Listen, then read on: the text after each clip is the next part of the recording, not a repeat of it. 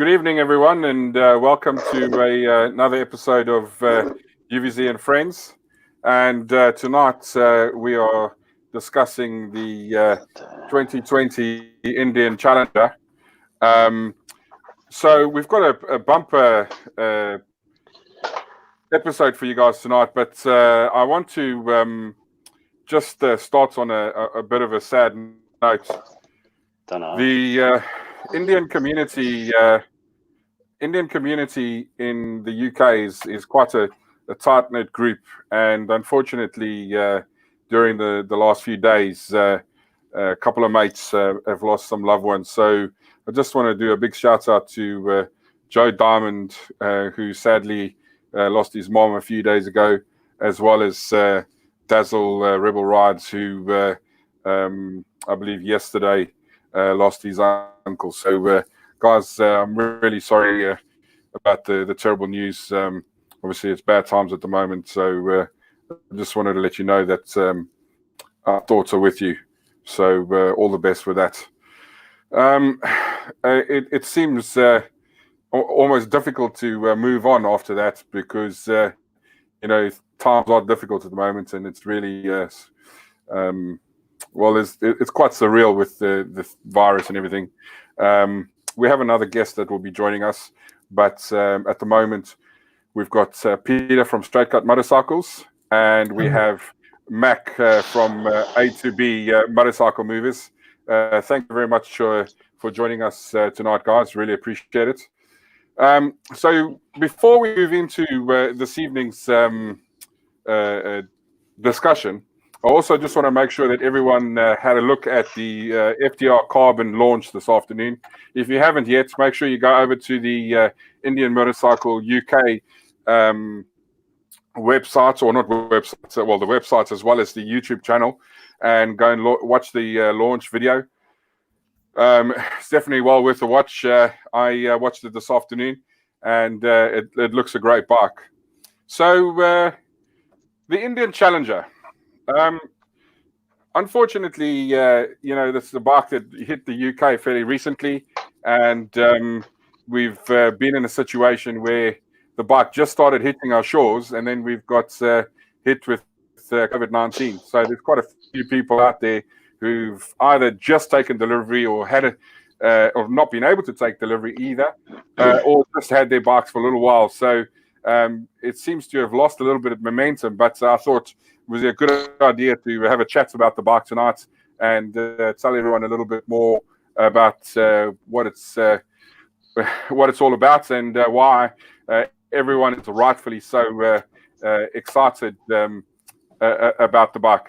Now, Mac, who's in the studio with us, is the guy with the privilege of owning the first Challenger in the country. In fact, he had his bike before most of the dealers had any even to show in their showrooms. So for those people who are upset, what I'll do afterwards, I'll have Mac's home address, phone number, email, postal, everything, details below, so that if you want to have that out with him, you please feel free to do so. Cheers, Sean.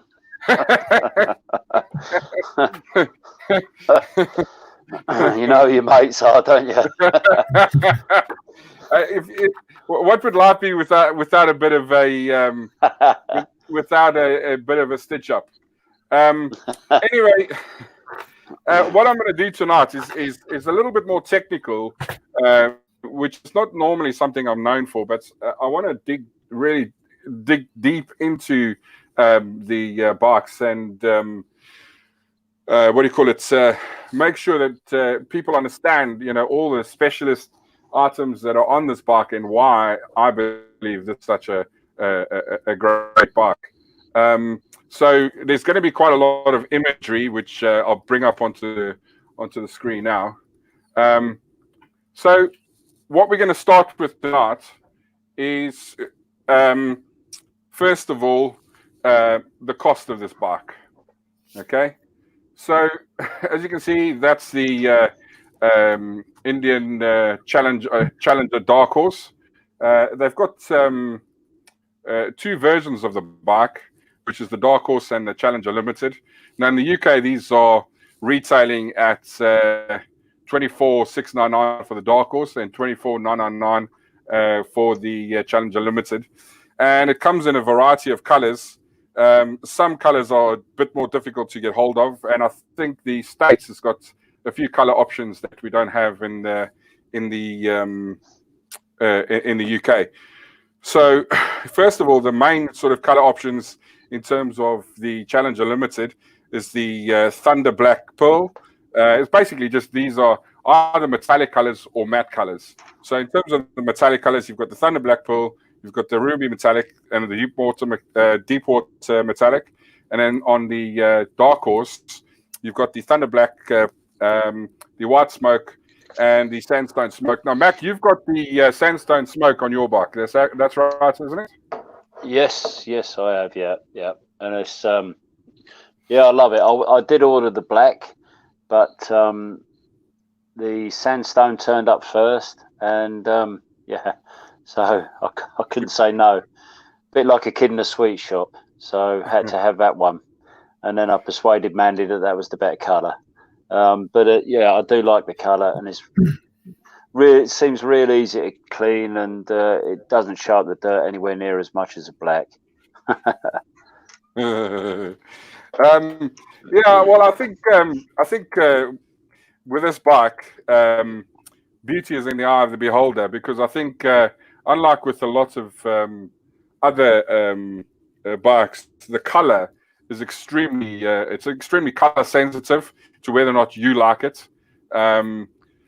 So, I think when you make a choice, make it very carefully, because if you choose something, you might end up having it for a year and then not liking it after that. Pete, any thoughts?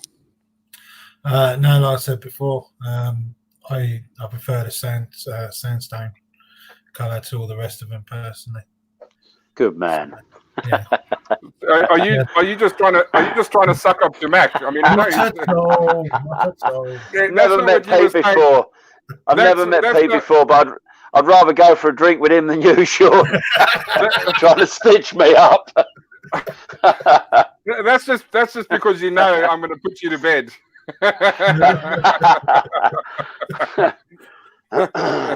So I just had a message which I displayed on the screen. Fred says that he's already got your address, so I don't have to worry about sending it to him. Fred Straw. Yeah, I was going to say I've probably got enough enemies without you listing them up, mate. But yeah, Crazy Horse was very good to me. Actually, when the Roadmaster first come out years back, we had the first Roadmaster in the UK as well. So yeah, we've been very lucky. Yeah, George and John and Paul have looked after us at Crazy Horse. But yeah, I mean, I hope to have this one for at least a couple of years this time. I'm growing up. Well, it's the curse of being a multimillionaire. You change your bike like you change underpants.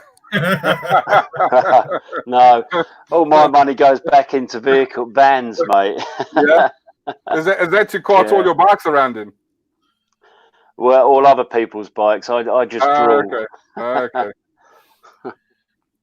Yeah, I deliver bikes, and some people have got 8, 9, 10 bikes in the garage, and I'm only allowed to have one.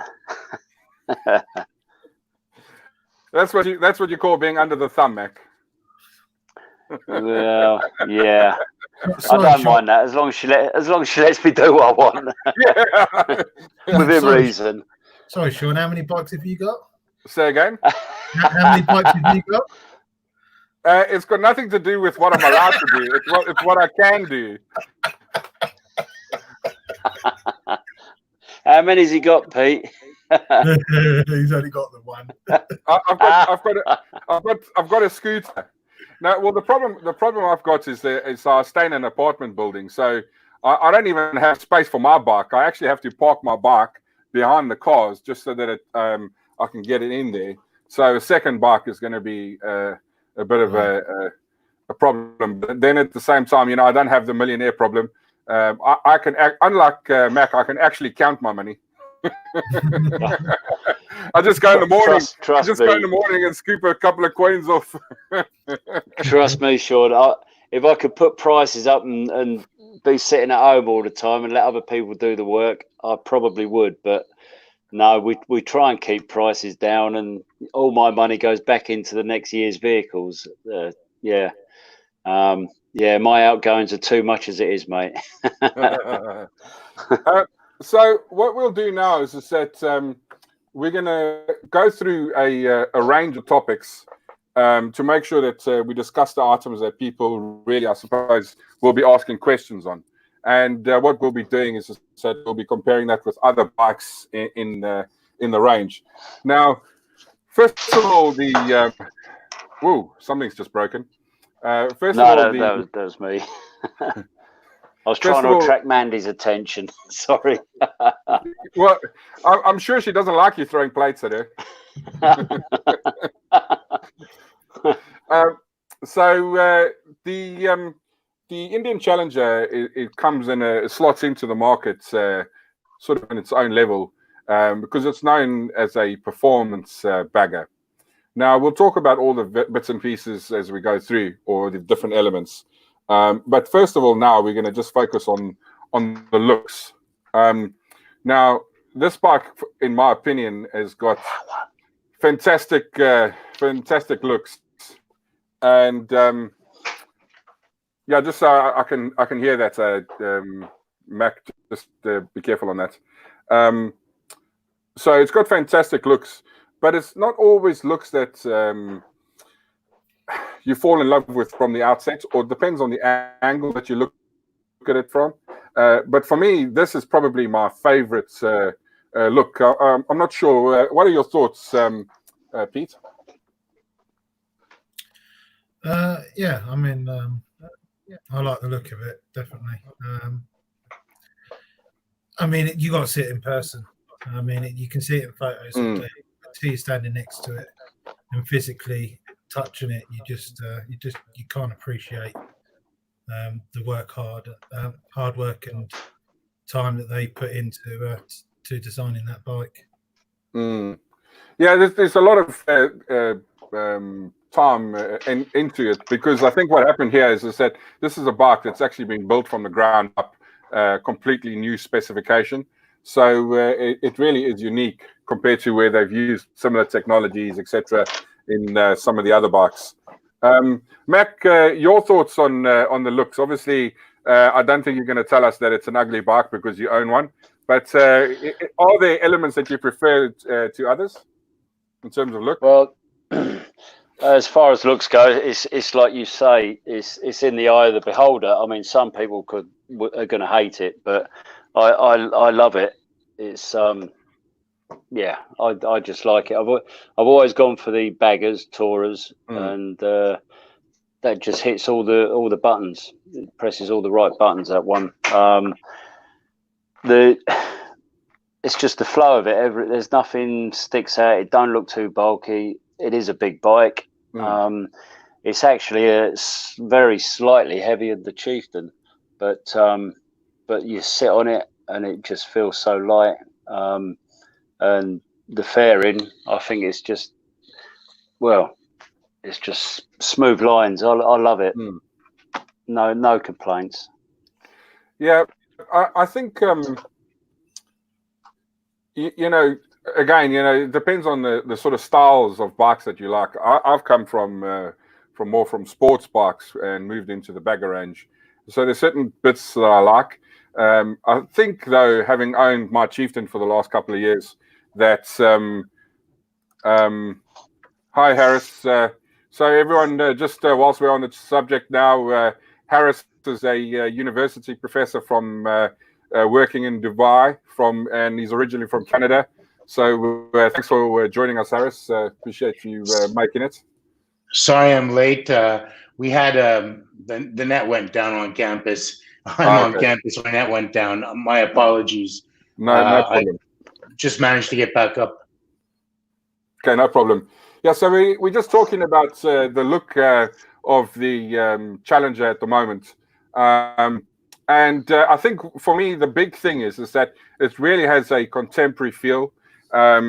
Now, I'm all for tradition, and I think it's important that we follow that. But at the same time, these new modern lines that this bike has got, I think is really fantastic. It started with obviously the 2018, 2019, and 2020 Chieftains, and it's now just been taken to the next level with the Challenger, in my opinion.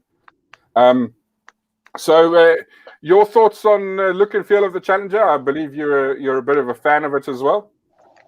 Yeah, I think it's a beautiful machine, to be honest with you. I really love it. I can see where somebody might say that it's not following the classic lines of like the Chieftain does with some of the earlier bikes, and of course the Chief. But at the same time, as you said, it's got a really contemporary feel to it. I love the way. Well, I love the sweep of the gas tank and the way it follows into the seat. I love the. It took a little getting used to when I first saw it, but I really like the large fixed fairing. I think it's really pretty. Today I was on a ride and I encountered a couple of. We encountered some Harleys, and I must say I like the look of this fairing much more than I do the Road Glide. Just meaner, a little more balanced. I like it. I like the whole thing.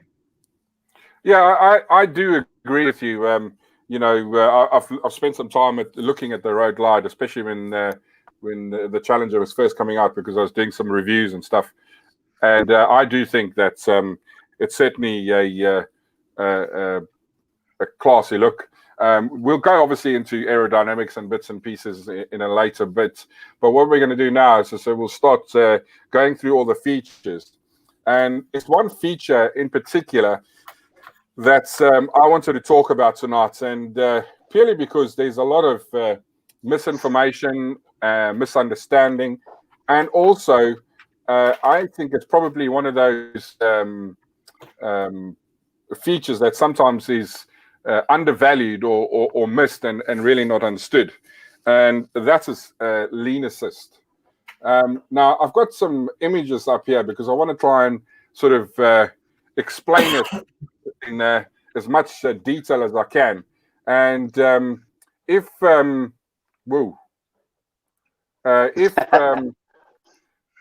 this is a mousecapade.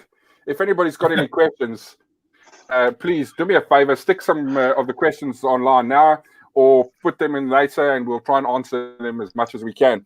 But basically, when you on your bike or riding your bike, you've got all sorts of forces working on the bicycle, on the motorbike, and it's obviously you've got up, down, forward and backwards, and left and right. And this thing sort of creates inertia and also sort of all sorts of gravity. I'm just going to clear that comment for now. And basically those forces, it almost works on a sort of a 3-point axis kind of thing. And you've got your pitch, your roll, and your yaw, which basically just refers to those directions of the inertia when you're busy riding the bike.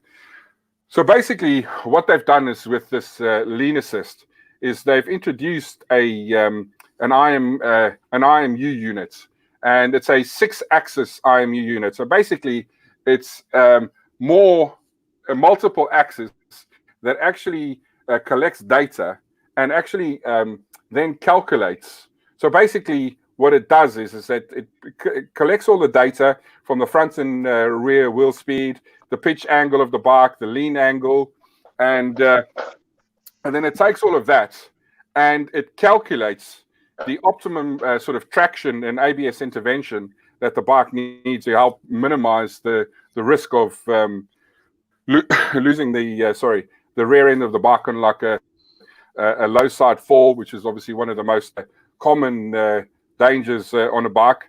And what's good about the system is that standard systems tend to use basic sensors, which assumes that the bike is actually straight up or stable, whereas this system actually knows where the bike is. So that is, I think, one of the features that really creates a lot of stability. Now, Mac, you got into a little bit of trouble when we spoke yesterday because you were testing this feature. Yeah. Mandy wasn't on the back though. Yeah, I was just on some damp roads, and I just wanted to get it in my head that it was actually working. If something just sits there and it's dormant, you get to thinking, is it going to work when I need it? So I was going around some damp areas and just leaning it a little bit more than you would normally.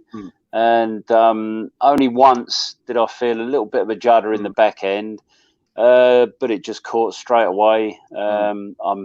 Hopefully that was the traction actually kicking in and working. But I've had no complaints. I've rode in wet.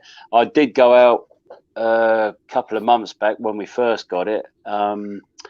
We went out with there was a fat boy with us, street glide, and there was another sports bike, some Suzuki, and all three of those actually slipped on the roads that we was on, and these tyres held beautifully. That wasn't the traction or anything. Just the tyres are just spot on.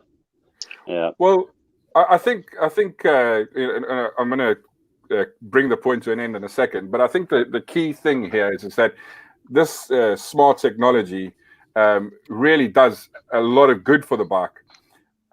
Forget the fact that it obviously puts you in a situation where you can save the bike in all sorts of conditions, particularly in the rear power slide types of situation.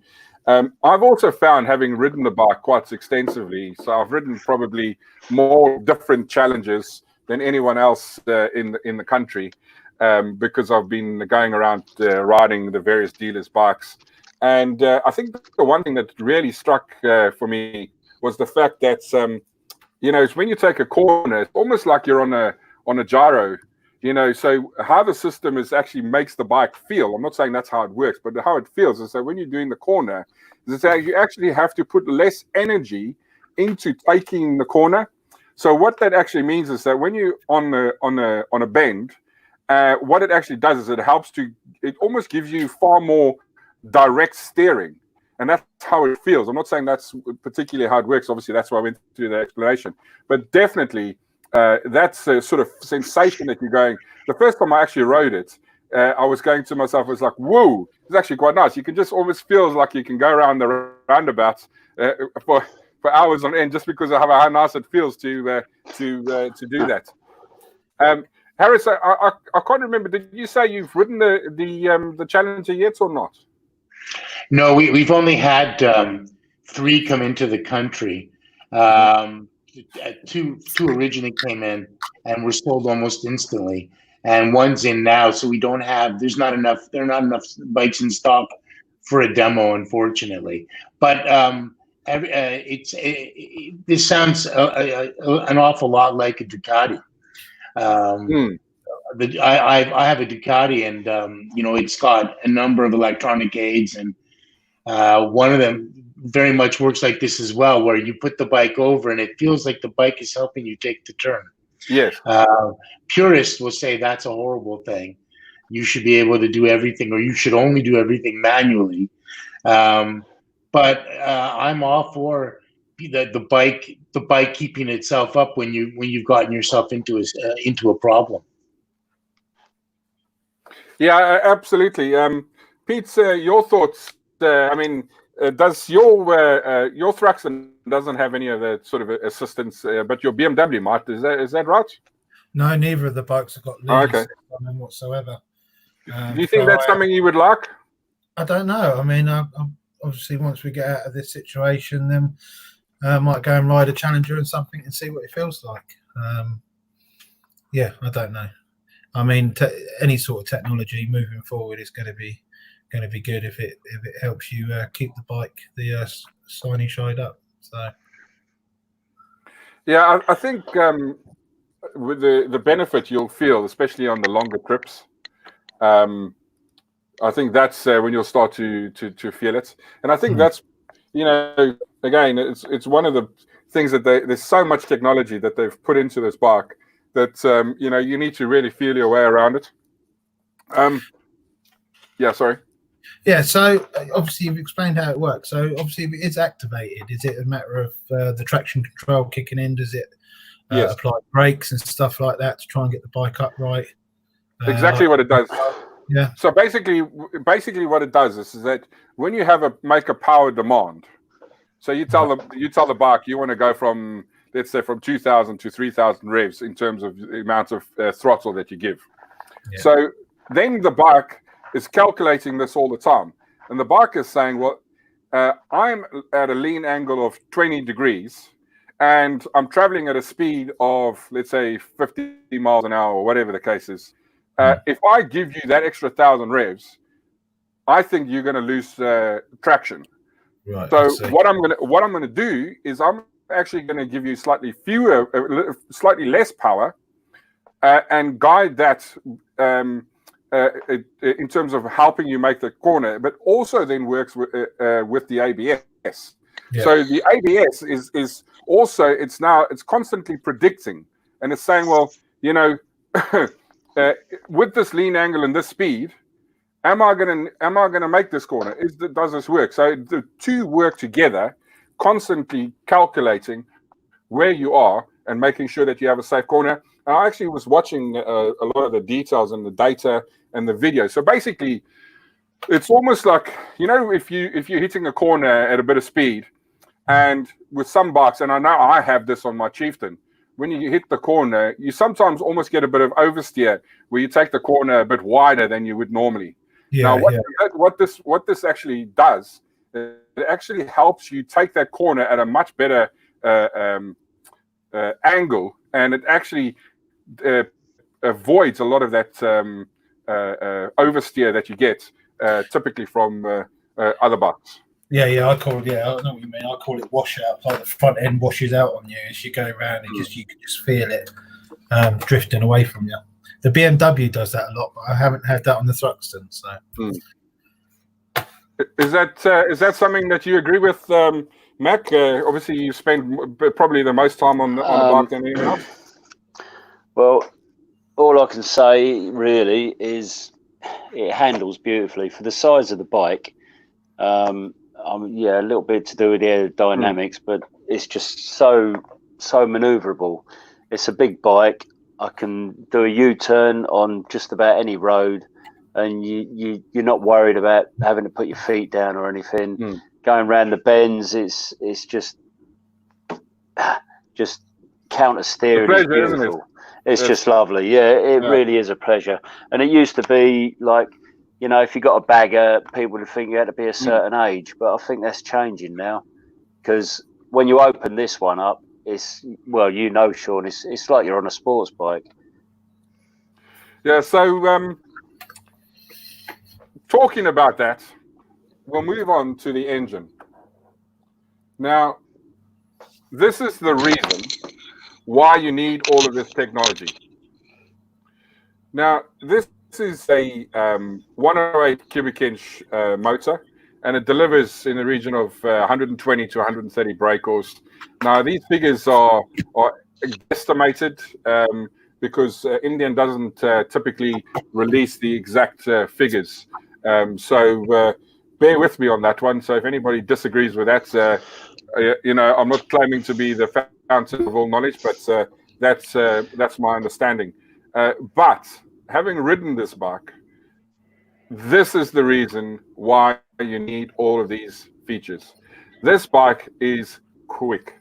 And, like I say, I'm coming from a sports bike background. Harris, you're from a sports bike background as well. And you ride the bike in a particular way. And one of those sort of ways is, you're quite aggressive into the corner because you've got a huge amount of extra lean. Now, the problem with this bike is that it picks up speed in such an unintelligible way. You don't actually know that you're picking up speed. Now, it was a day I was riding with Mac, and I was cruising in sixth gear, probably doing about 50 mile an hour. This is, Mac, you remember when we were on the Nuremberg ring where there's no speed limits? Yeah, it was near Brandon. Yeah, on the Nürburgring. That's what I mean, in Germany. Oh, right. Yeah. There's no Yeah. speed limit. Yeah. And I was cruising at about 50. Sorry, Sean, but I don't think you have speed limits anyway, do you? No, but this is specifically when I was doing speed tests on the Nürburgring, because obviously, they don't have speed limits there. On the autobahn, yeah. And I found myself there in sixth gear at about 50 mile an hour, and I thought, you know what, let me just see what this thing does. The next thing I knew, I was doing 130, and I went to myself, oh, something, slow down. And that's when all of this stuff kicks in. And this is the thing, is that in some ways it's an unassuming bike. You don't necessarily feel the revs. It's so smooth, the way the power is delivered through the gears even. And then before you know it, you're doing a huge amount of speed. Now you've got a bike of nearly 400 kilos. And if you've got me on top of it, and then it's, let's say, 600 kilos. So you've got a huge amount of weight to slow down in the space of a bike that you would slow down a bike of nearly half of that weight. And that's why all of these features, I think, are so important. And it's important to be able to avoid that sort of oversteer because of the way that this bike delivers power. So the bike is a fuel-injected bike, and it's obviously a liquid-cooled bike.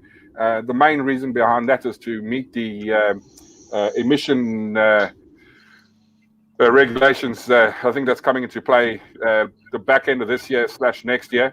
So there's probably going to be a few changes throughout the range, and obviously the size of the motor, the 108 cubic inch, comes to 1768 cc, and honestly, I can't think of anything smoother than this. When you were with me, Pete, when I did the one ride, it's not. You could feel it. You could hear that it's not a very high revving bike, but at the same time, it feels like it's a high revving bike. Yeah, it's certainly pulled away from me without any problems. So I can't remember, what was I on that day? You were on the FTR, wasn't you? I was on the FTR, yeah. So yeah, well, I think. I was just going to say, Sean, it is slightly higher revving bike than the Chieftain, though, isn't it? Yeah, not a huge amount, but yes, it is. Yes. But like you say, it is so smooth. It really is. You just don't feel it, and the gears, you just go through the gears so smoothly. Definitely agree with you there. Yeah, I think it is. I think the difference is, and Harris, you'll agree with me on this one. You've got the stage ones and the second stage done on your bike, so you've got a certain tone that you listen to, and you always have an idea as to round about which gear you're in. The problem with this standard bike is that tone is completely different, and you don't always know. So because the bike is also always so willing to deliver power. And that's what hit me on that ride with Mac, was the fact that you don't actually, it doesn't scream at you. It's obviously quite quiet because of the emissions and the way that it's been put together. So it definitely was quite surprising. Have you ridden with one, Harris? Have you met the guy that bought the first bike, or is that not something that you would do? Oh yeah, I've ridden with one, not on one, but I've ridden with one, and they pull like a train at just about any speed. I've been considering doing the stage 3 upgrade to my Chieftain, not because it's going to give me any more top speed, but because it's going to give me more roll-on acceleration and more mid-range torque. That's the one thing that you missed. Yeah, I mean. I find that when I'm really riding the bike fast, that I want to keep it. I want to keep the throttle at about 60% open all the time, because it's that last 40% with stage 2 where the bike really jumps. But with the Challenger, we can be doing, let's say, 75 kilometers an hour on a 2-lane road, just going through some slow bends, and coming out of what I've really appreciated watching is coming out of a slow turn, watching the bike punch it. I mean, he just disappears. Even when I'm really watching what I'm doing and I have the bike in the right gear and I'm at, let's say, 3,700 to 4,000 RPMs, and I punch it, and the bike at that point with stage 2 really responds, he's just gone. And that's obviously a function of both the IMU and the fact that there's just so much mid-range torque in the engine. It's just everywhere. But the mid-range and the top end are where it really separates itself from the Chieftains, from the original 111 cc engine. Cubic inch engine. Yeah, definitely. I found when I rode my Chieftain when I was with Mac, there's always stages where you've got to catch up, and it's not because he's particularly trying to force the speed of the bike. It's just the natural flow of the bike, and you sort of particularly going out of the corners into the straight where you need to catch up a bit because of how nicely it takes a bike. It's not even so much that the lean angle's a bit more, isn't it? Is it 31 degrees max? Is that right? I think you've got about an extra inch or so on your lean angle compared to the Chieftain. Yeah, and it does make a difference. Yeah, I find I can go around like if you pick an average sort of sweeping bend that I could normally go round at 65, then I find I can probably go round 75 on the Challenger, because it's just so much more stable with the frame mounted fairing as well. So it all kicks in, and it just makes a great bike. I mean, there's lots of other great bikes out there, but I just always love the baggers. Yeah, no, totally. For me, I don't know if I'll ever go back to exclusively riding sports bikes. I mean, I do want one just for a bit of extra fun, but at the moment, I think I've found my home. So the last point on the motor that I wanted to make is just the weight. So the bike is 381 kilos, and that's with a full tank of fuel. And obviously with an empty tank, it comes in at 360 kilos, give or take half a gram. And then obviously, depending on the rider, if he's a 5 stone or a 40 stone. So safety. Now, working in conjunction, obviously, with all of this extra speed and higher corner speeds, etc., are the brakes. Now, the bike has got radially mounted Brembo brakes, and I'll tell you what, in my experience, I think these brakes are really effective. They look good as well. I think the whole combination in terms of the styling is fantastic, but certainly it works very well. Do you agree with that, Mac?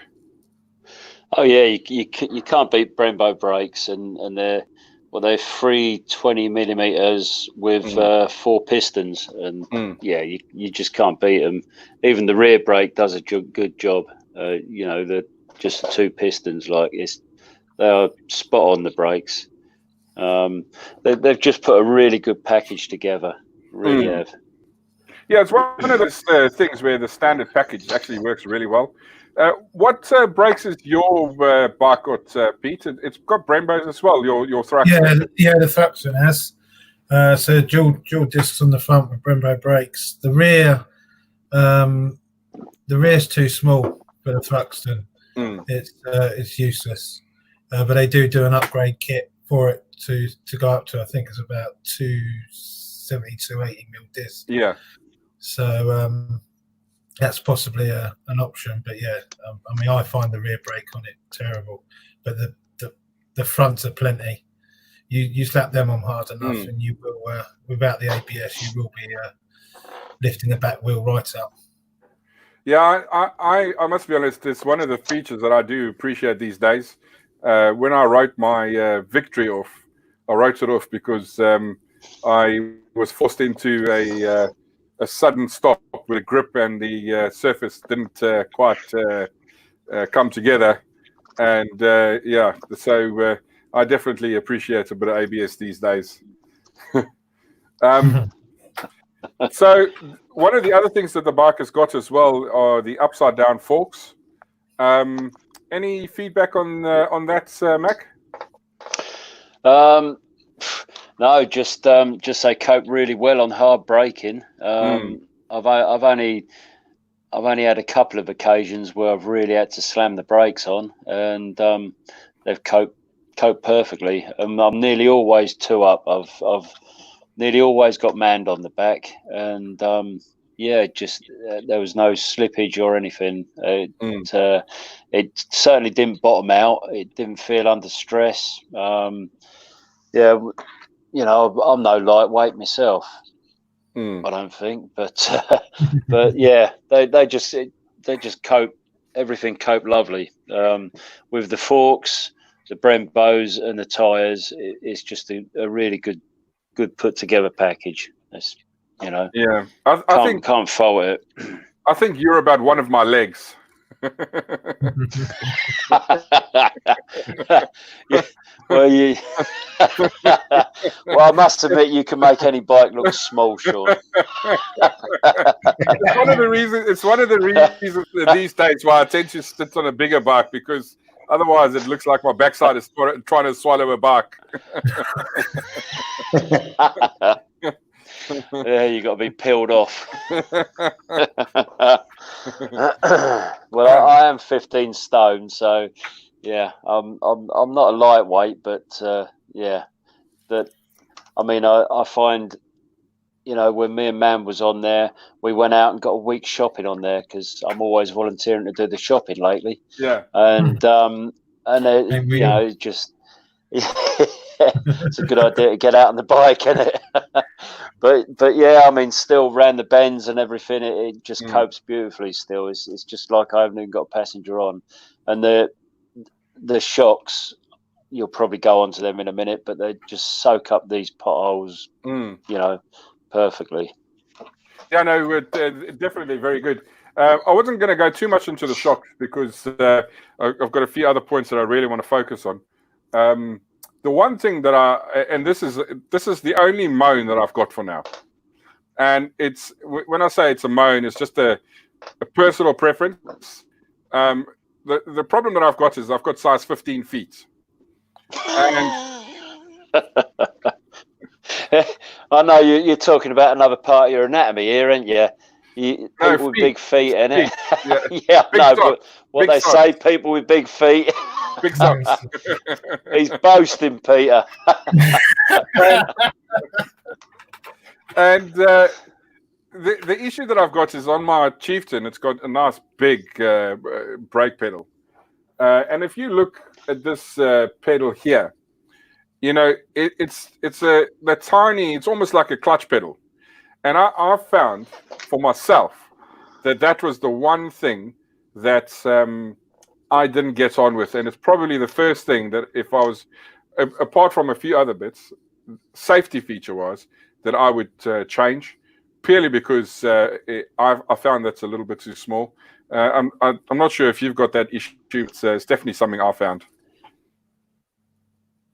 Well, I ain't got size 15 feet, but yeah, you're right. I suppose it is smaller, but I've not had a problem with it. I wouldn't call that one a complaint on my side. I've got a few little niggles about the bike, but any bike you're gonna find some complaints, aren't you? But no, I haven't really found anything wrong with the brake. Yeah. The last aspect in terms of safety that I'm going to go through at the moment are the tires. Now, they've made the sort of a bespoke set of Metzler performance tires specifically for the Challenger. Now, I don't really know the Metzler tires, so I'm going to have to go on your experience of these tires. Have you ridden much in the wets with these tyres, Mac? Yeah, unfortunately, you know what our weather's like. So, you know, if I can get out on the bike, I'm out. Yeah, they were specifically made by Metzler for this bike, for the Challenger. So they're cruise tech, they call them, and they are they're a bit of a cross between a tourer and a sports bike compound. They're a reinforced touring tire basically, and they do grip really well.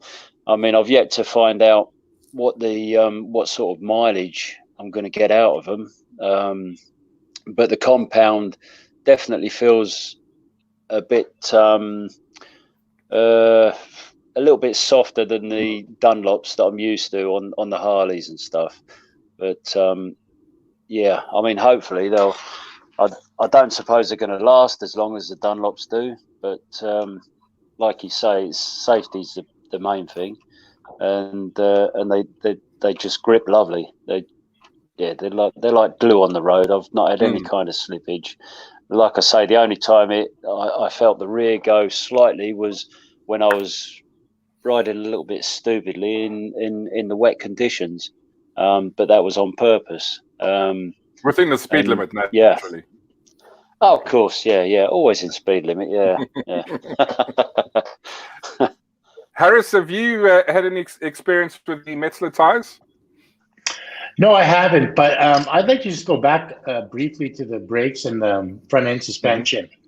I think this is where the bike really has it. I mean, in several ways, it's a much better bike than the Chieftain, but I think that that front end suspension, coupled with the big 4-pop brakes, really gives it an advantage when you're going through tight turns as fast as you can. Even today, we've had some of our lockdown lifted. So some fellows and I went on a 400-kilometer ride today, and you know, every once in a while, I mean, yeah, it was.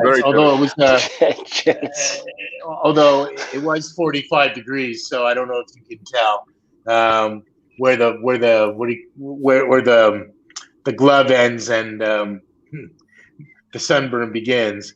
But you know, I was thinking about the Challenger today, because we came to this one particular type of turn where I come from a sport bike background, right? So I'm used to trail braking and using a lot of front braking, and I had the bike over in the turn and the front brake applied, and you know, it was chattering on me, and I've just had new brakes put on, so I know it wasn't the brakes.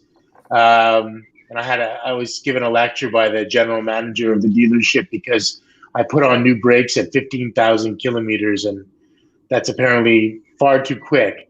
But in any event, I'll change one every 10,000. Okay, well, there you go. So, you know, the front end was chattering, and I was thinking about the upside down suspension. I don't have any experience with these Metzlers because, as I said, they haven't had a demo bike available for us. But I can tell you that when I'm following the Challenger through the same turn, he's not chattering at all.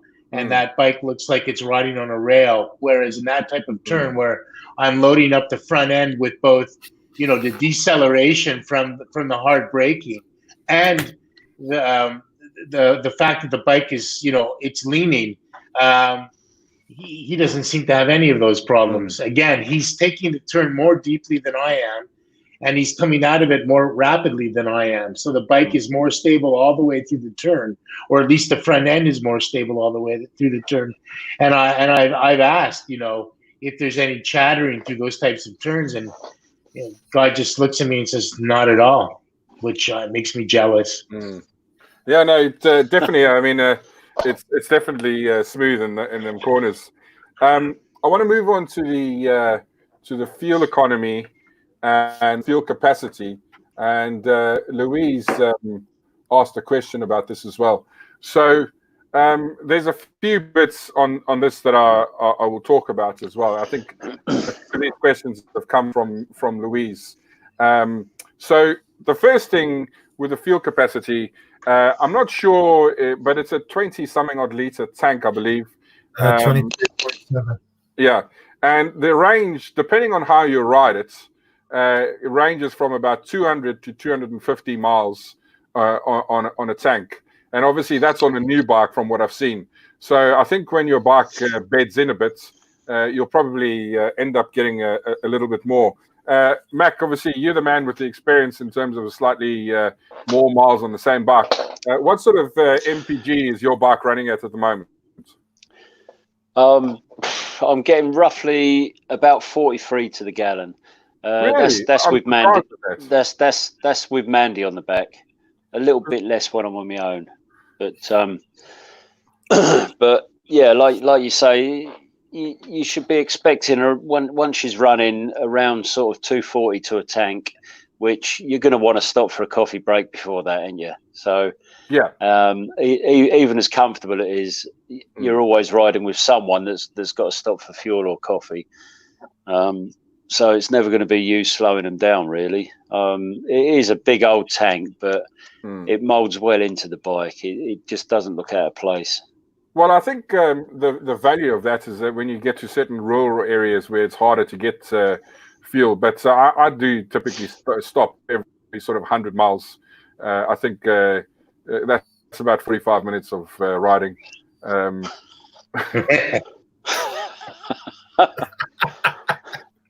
Because we all do the math very quickly. What about yourself, Harris? What is your interval? If I'm driving the bike aggressively, I get about 275 to 300 kilometers to the bike, so to the tank, which is the tank. The Chieftain tank is half a gallon less, so the Challenger is six gallons. The Chieftain is 5.5. If I'm riding the bike non-aggressively, just sort of like sedately, I can get about 320 kilometers. If I really watch myself and use the cruise control, so 320 kilometers, about 200 miles, all said and done. But then I'm really, I'm shifting early. I'm using the cruise control. I'm not going over the speed limit. That doesn't happen too much. But I get about 280 kilometers to the tank normally, Really? which is, yeah.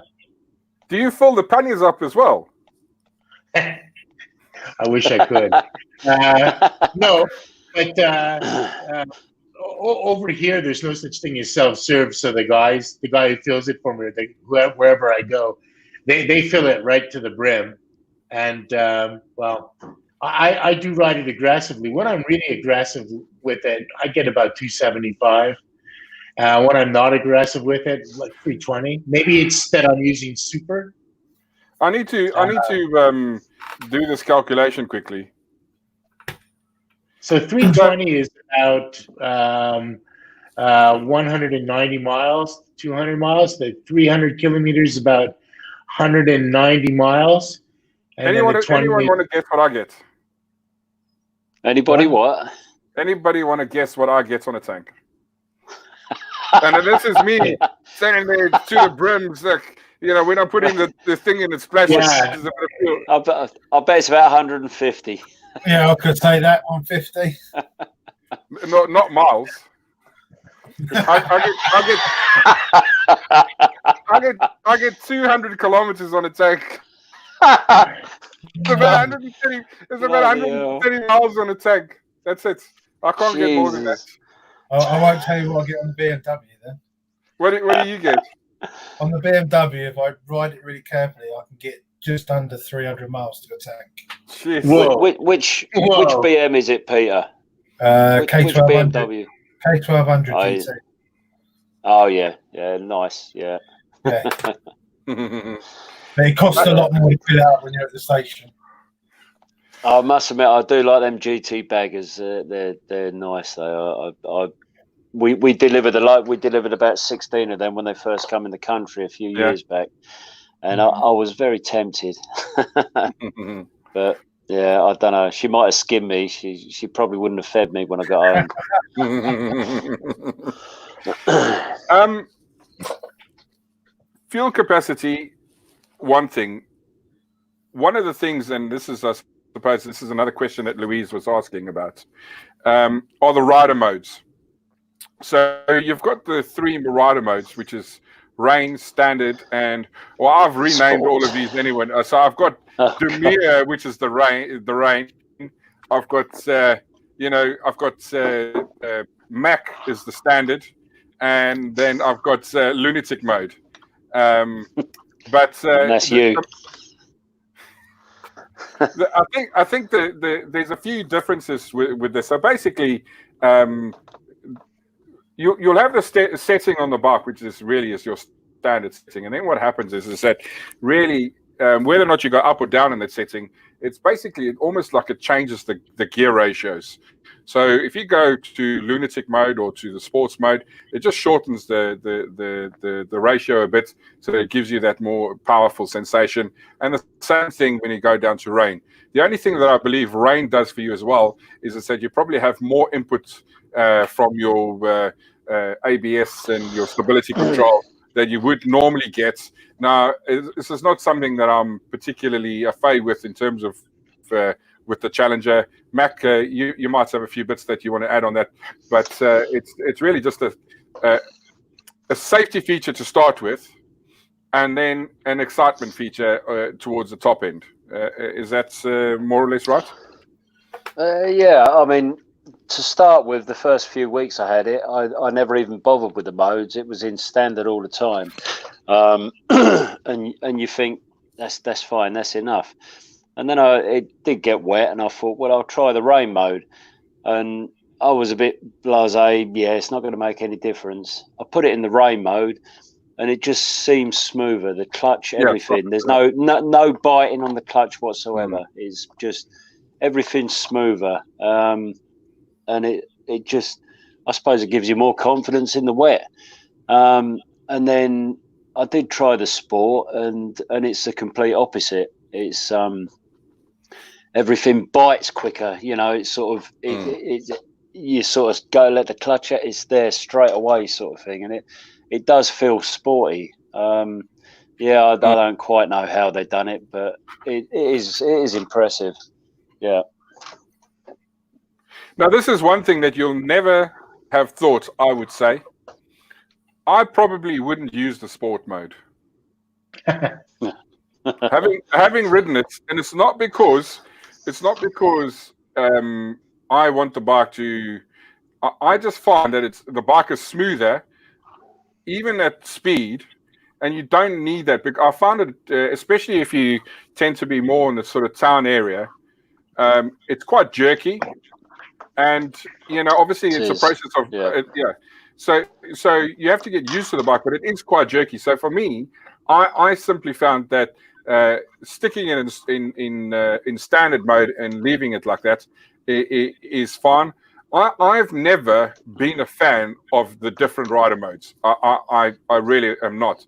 However, saying that, I think that the rain mode is probably the one feature which is good, because it is a safety thing, and specifically if you've got someone who's not necessarily used to all the power that this thing has got. Now, I don't want to scare people into thinking, wow, this is a massive beast. This bike is like a mathematical equation. Harris, you can relate to this one. Basically, you get out what you put in. So if you're going to treat it like a monster, it's going to respond like a monster. And if you respond smoothly, it's going to respond in the same way. So really, I think the thing is, it's almost like an adaptable bike, but it's a bike that leans itself to a lot of things, and especially when we talk later about the comfort and stuff. I won't get into that just yet. But just when you sit on the bike, it puts you in a different mode, and that's why I believe it needs all the safety features and everything that it's got, because I think it's going to catch the Sunday, take the bike out for my 5-mile spin to the local cafe and go and drink some tea with my mates kind of rider. It's going to catch them off guard. And you're going to get those guys who are going to ride these bikes, which is fine. But the problem is if you're not spending time getting to know the bike, I think this bike is going to catch you out. That's my opinion. I agree. I even experienced that with my Chieftain. they're true performance baggers, and you can really. I mean, I was shocked when I first rode the Chieftain how maneuverable it was, and I think it's the combination of maneuverability. You know, the fact that you can put it over so far, and you think everything is going fine, with all that torque coming out of the rear wheel at the same time. If you're not careful, yeah, like you said, you can catch yourself out, and you know, you can discover that the rear end is now in front of you instead of behind you. It's really, I mean, you can see that happening with the Chieftains. I don't imagine that would happen too often with the Challenger. Like you, I'm not a big fan of modes. I understand how to use my clutch and my accelerator in combination, but at the same time, and it doesn't rain very often here, so we don't do a lot of rain riding in the UAE. However, you know, I have ridden many bikes in many rainy conditions, and I've always ended up white knuckling it because of the rain. And I would sorely have loved to have had a rain mode, not so much a performance mode, because that really, I know how to keep the bike in the revs, but I would love to have I would have in the past loved to have had a bike that, you know, just takes it easier through the curves and when you're accelerating, and makes the experience less of, for me, it's almost, I'm not panicked, but I'm white knuckling it. I would love to have a bike that just makes everything more gentle through the rain. No, definitely. Completely agree with that. So that plus your missus, plus I say plus your missus wouldn't let you put it in sports mode, mate. Come on, be truthful. It's true, my girlfriend. But you're right, yeah. You're right. I mean, there's a few makes have got the different road modes now, and they do work. But standard and rain that is all you need, really, I reckon. So we're moving on to the technology parts of things, and specifically the ride command system. And here we've got a few features now. For anybody who wants help to use the ride command system, if you go into my videos, I've got a ride command system video. In terms of, it teaches you how to do it, how to put everything together. So go and have a look at that. But we'll talk about some special features here. So the launch of the 2020 Challenger brought with it a few exciting features. Chief amongst which for myself was the fact that it now added full postcode navigation functionality. The other thing that it did, and Mac, I'm not sure if you've used this, is it's got the rain overlay, which helps you to navigate around rain, as well as the traffic navigation on the system. Have you used any of those features? The weather and that's the one thing that I haven't used on the ride command yet. I was playing around with it today, and I don't know what I was doing wrong there. I have got to read up on that, I admit. But it's like you said, it's a lovely 7-inch screen, and even me with needing reading glasses, I don't need them when I'm looking at the sat nav. But the overlays, the weather and traffic, I've not actually used them yet. As far as postcodes go, though, I've got something wrong with mine, because I can put a postcode in and it'll always take me about a mile away from where it should be. But you put the address in and it's spot on. Have you I don't know what the problem is there. Have you tried to double check the postcode? No, I know the postcodes are right, because I get them from Mandy, and she's like an encyclopedia when it comes to postcodes. I think she just, it's whenever she's upset with you, she gives you the wrong postcode. you must, to get rid of me. you must really be upsetting her every now and then. I will say, though, that some inaccuracies on the ride command locations, specifically relating to the dealerships, is something that I have found. So if you are navigating to a dealer based on your navigation details, I would always treat it with an element of skepticism, particularly in Europe. Because you never are spot on. You're probably within the nearest kilometer or so. So I do get where you're coming from. It is possible that it's, but there are, obviously in terms of the sat nav with the 2020, you can add the road as well. So that it should help. Moving on to the next bits, I think, because we're nearly going to finish off, is aerodynamics. Now, I'm going to talk about a few elements here. First thing that I want to talk about is the screen. Now, I haven't been able to find a screenshot that is much clearer than this at the moment. But I think for me, there's a few things. There's been a lot of questions recently from people in terms of what screen heights, etc. So it all depends on a few things. In my opinion, anything under 6 foot, the standard screen is fine. Anything over 6 foot, depending on why you're using the bike, you need something slightly taller. And let me clarify that. So I'm 6'3", and when I rode this bike, I didn't need any more shielding. However, if you, like myself and Peter, if you're a blogger, doing videos, etc., you do need some better wind protection, purely because it becomes really noisy. If you're not fussed with that, then it doesn't matter, stick with it. The other thing is as well, if you think to yourself, I'm going to get maximum protection, and you're under 6 foot or 6 foot, or you think, you're on the cusp, you're like 5'11" something, but you tell your mates you're 6'1", or you know what I mean? It's just like when you go in between that and you think to yourself, I'm going to stick the high screen on. The problem that you're going to get is you're not going to see over it properly. So this position on, I'm pointing the wrong, but this position on the screen here is actually the lowest position. And they tend to use that because that's the way the pictures looks the best. So what then happens is when you put that screen up, it actually moves up. And then what happens is you've got nice vents that actually puts the air through.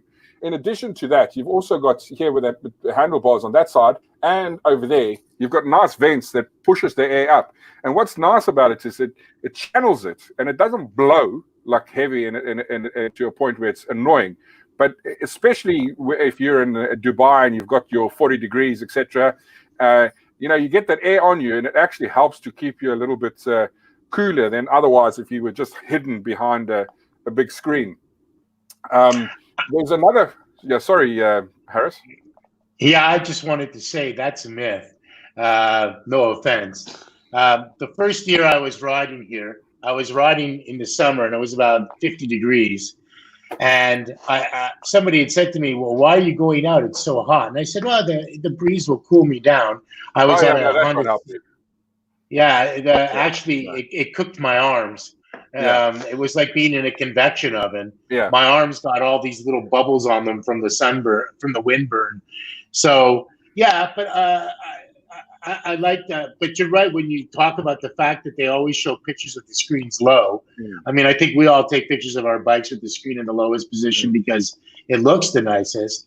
And I'm a true 5'11". Yeah. And when I've got the tallest screen I can get on my cheek. Yeah. 176 centimeters. But I have the clockwork square on mine, and I think any taller and I wouldn't be able to see over it properly. And so with the Challenger, I wouldn't have that problem because you can adjust the screen to the point where it's perfect for you, as is, without going one taller. Yeah, on my Chieftain, I've actually got the super tall screen, and because of my size, I probably sit like I'm about 6'11", rather than that, because my backside is probably a few inches higher off the thing. So I feel like sometimes I could actually have a little bit of extra, even on top of that. But I tell you what, from an audio point of view, it's made the biggest amount of difference. as well as shielding yourself from bugs and things. So if I ride with my open face helmet and just my sunglasses, it's no issue. And even if I'm riding and I open my visor to get a bit of extra air in there, it really is an absolute pleasure. I mean, Pete, just on your bike, do you have a moving screen, or is that just a fixed screen on your BMW? BMW is full electric, so it moves up and down. So I have it. It's full electric, so it moves up and down. So when I'm riding normally, I have it on probably just under halfway, so I'll keep the wind off my chest. And then when I get up onto the motorways and out, then it goes straight up. And it just sends it right over the top of the helmet. And you don't have issues with audio and that's on yours and wind buffering and that? No, not at all. Okay. Not one on that. On the Triumph, I do. But well, that's it. We're selling our Indians and we're buying a BMW, Mac. Yeah, see, best bike. Germans, what do you expect? Come on. So what we figured out after this hour of discussion about how awesome Indian is, that we need to go and get rid of the Indians and buy a BMW. Thanks, Pete. You've really been a big help on this one. Well, I went and I got my bike serviced today, and they put a flared screen on for us, an 11-inch flared screen, same as Harris, I believe. And no. If you're with your phone, take it over behind if me. You want to. Yeah, I'll see if this will. I'll see if you can. Can you see the bike in the? Yeah, I can see the bike. A charge lead, so. Yeah. Oh, okay. Then don't worry. Don't worry. But it's got shoulders on the top that come out of the on the screen. It's got that extra flare wide, and it is spot on. I took it for a ride earlier, and it's spot on. And I mean, I thought the only time I actually move a screen and put it down is in really hot weather, but that was on the Roadmaster, and you did feel like you was cooking on the Roadmaster.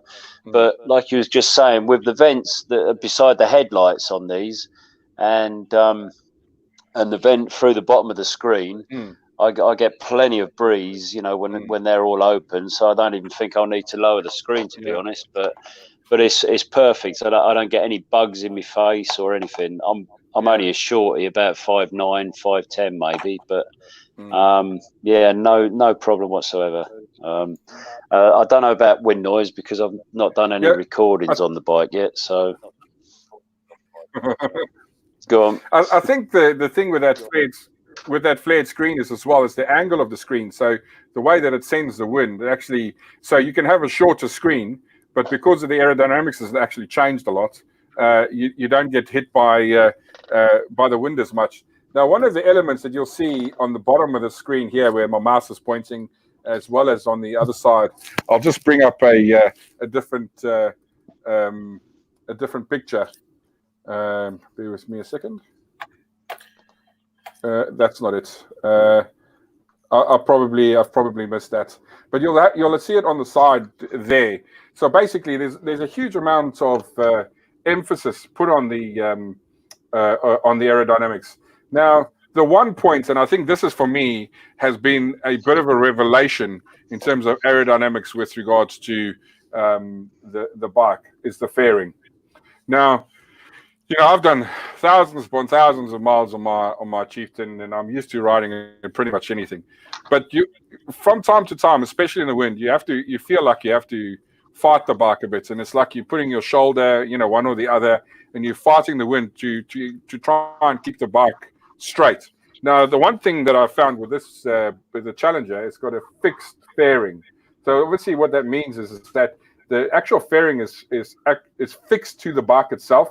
So it's not connected to the actual steering mechanism. So even if you're turning your handlebars, the fairing actually stayed straight. So when we rode, Mac, if you remember that day, it was windy as anything. It was windy, yeah.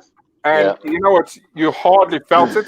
And that made a massive, massive, massive, massive difference to how the bike handled. Harris, I'm not sure. Do you get a bit of that in high wind, or is your bike okay? I get it in high wind. We get a lot of high winds here, especially when we're riding through the desert and you've just got miles of flat. so any wind gets magnified as it comes across the desert. And we get a lot of high winds. I felt it in the I felt it on the Chieftain.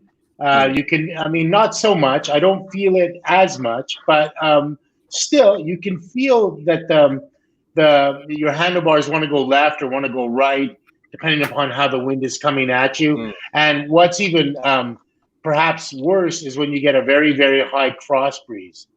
So, right, it's hitting, and at that point, the fairing becomes like a sail, and it's hitting the fairing from the side and really pushing that fairing hard to the left or hard to the right. That's where I find it, and that's where that's when I really, and I've often thought, well, because I'm going to buy a place in North America and I want to buy a Challenger for the North American place.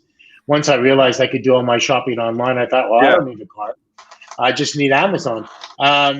And I had originally thought, no, I don't need a fixed fairing in the UAE because, well, the distances aren't that long. But still, if you're doing, let's say, 75 kilometers through the desert to get to the next place, and you get a very high cross breeze, very high, then that's when I really wish that I had a frame-mounted fairing, because it would take all that torque. We take all that torque from the wind and just translate it right into, or transfer it rather, right into the frame, which you don't get with the Chieftain. It's just sitting there right in the bars. Pete, your BMW is that fixed as well, or is that movable? It's all fixed. It's all fixed, and so you will find it easier in the wind as well. Then I do have to lean into the wind a bit, definitely on the motorways and that. So BMW is not better. Is that what you're saying? Well, yeah, of course. Yeah, I mean, compared to my Bandit that I had, which was quite open, no fairings on it whatsoever, I would get blown across the motorway quite easily on that. But the BMW, it feels it, but it doesn't get affected too badly. No, I definitely think, like I say, this is one of the premium features as well. There's so many aspects. I mean, and this is the thing. It might be a similar bike, but top to bottom, this is completely a new bike. Let's talk a little bit about comfort. Let me just see what that image is. That's the image I wanted to show you guys. There it is. That extra little flare to help with the aerodynamics. But we'll move on. Yeah, just move on swiftly from that then. Yeah. So comfort. Now, this is the one thing that hit me when I first got on the bike, and that is the fact that this seat is what they call the comfort version of the sort of Chieftain style seats. And the moment you get on the seats, it actually, whereas from my bike, which is the Chieftain Classic, it automatically puts you in a better posture. So where I found I was a little bit more hunched, this automatically gave me a little bit of back support, and I really felt a huge amount more comfortable. I was also concerned when I first rode this that the seat might be a little bit uncomfortable, and that wasn't the case. Obviously, I've not done a hugely long ride on it as yet, but I definitely felt that this was quite comfortable from the outset.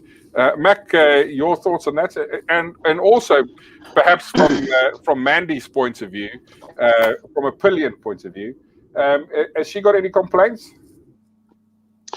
No, the only complaint Mandy had was she don't like to ride a bike without a sissy bar, so that was one of the first things we got.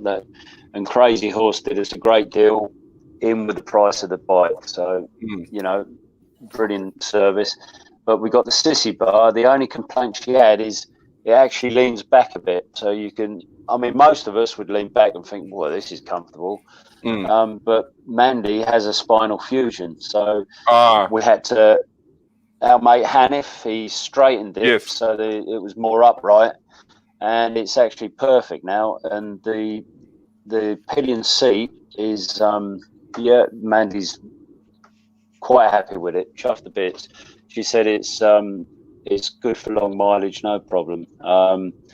And my seat, like you say, is you've got the lumbar support at the back there, and you can sit. I can sit in that all day, no problem. I've just had the seat actually covered, and it's like a new buck effect, and there's no slippage or anything, and it's beautiful, lovely and comfortable.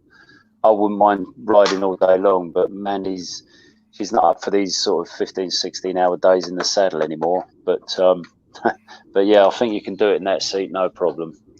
And like you was on about with the fair, and it just makes a day so easy. Is someone tickling your toes there?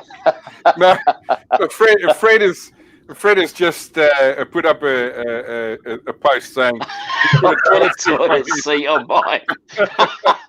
Do you know what? I think I know this, Fred. I recognise the dog.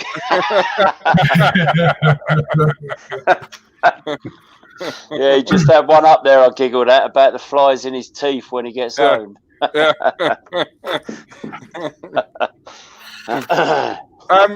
What seat do you have, Harris? Have you got a standard seat, or have you changed the seats on your bike? I have a standard seat, and it does quite well for the first 350 kilometers. Then after that, things start to get adventurous. Ah, novice. That sounds novice. Well, I find myself moving around on it, trying to find a better position. I've thought about right. Yeah, I've thought about getting it.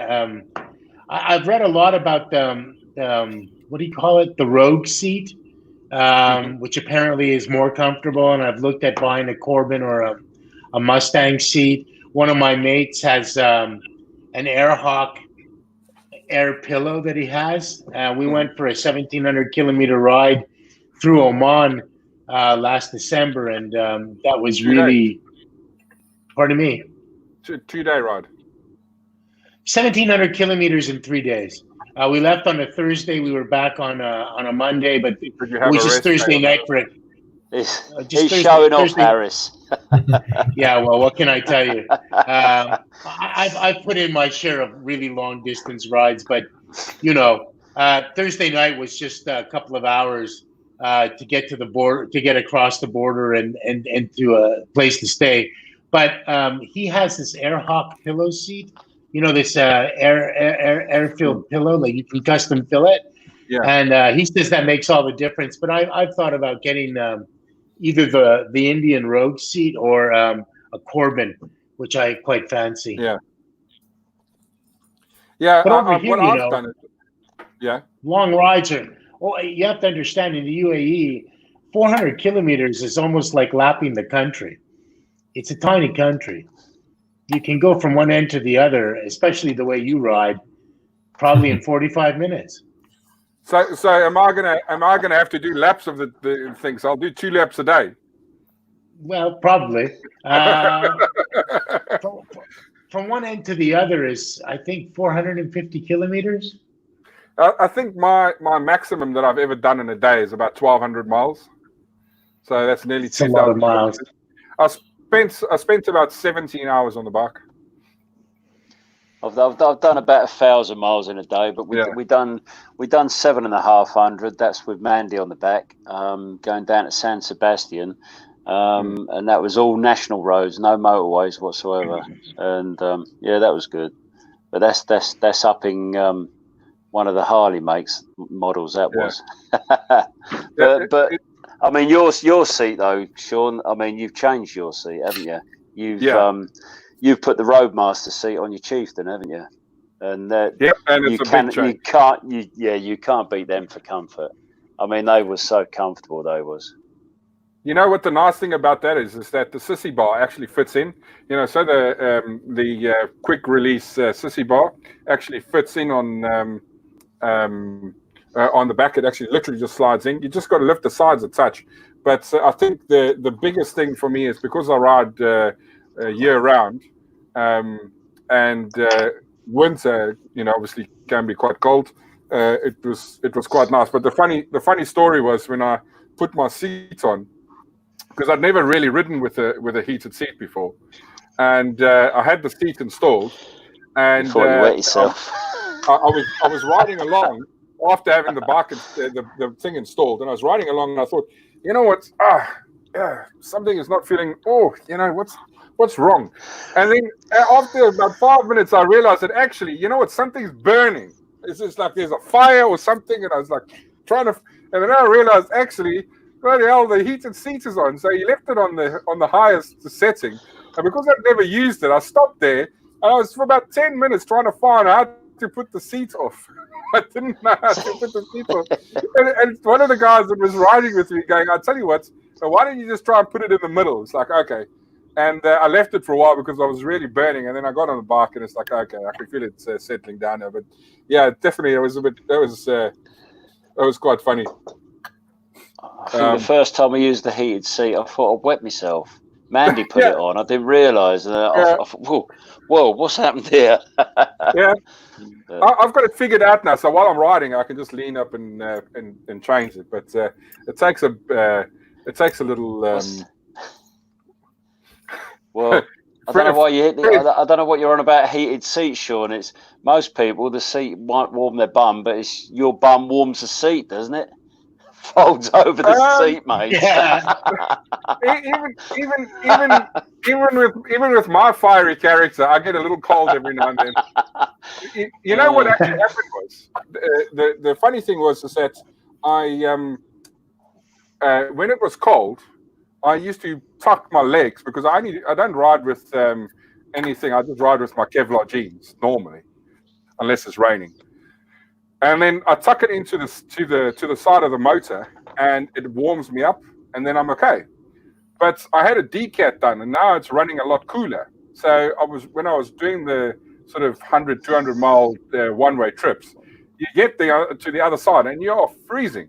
So I thought, no, I've got to do something about that. But yeah, I only put it up just so that it's not like I'm frozen to the seat, and then I put it off. But it definitely is as a seat. The Roadmaster seat is awesome, and I think with your mate, you put the Mustang on because I think that's the sort of outside of the sort of Roadmaster type seat. The Mustang seats are the ones to go for. I didn't realize that the Roadmaster seat was different from the Chieftain seat, so I'm going to take a look at that as a really viable option. I thought the only differences were aesthetic, but I didn't realize that they were that much more comfortable for longer riding. The Roadmaster seat's a lot wider. I never realised the sissy bar actually fit though until Sean told me, because a few years ago when we had the first Roadmaster, I got the sissy bar because it said in the book it would fit, and obviously the seat's a lot wider on the Roadmaster once you take the trunk off to put the sissy bar on, and it wouldn't seem to fit. So we sent that back. But now Sean tells me he can get his to fit. Yeah, it definitely fits. In fact, let me just bring this up. I'll show you the seats of the Roadmaster. In fact, I do think it's a viable option to change the Challenger as well. So let me just show you. You've just been saying how comfortable the Challenger seat is. Now you're saying we should change it. It is.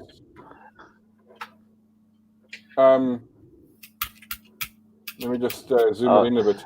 Just gives you an idea. I've got restrictions there. There's no way she'd let me spend that amount of money to change a seat.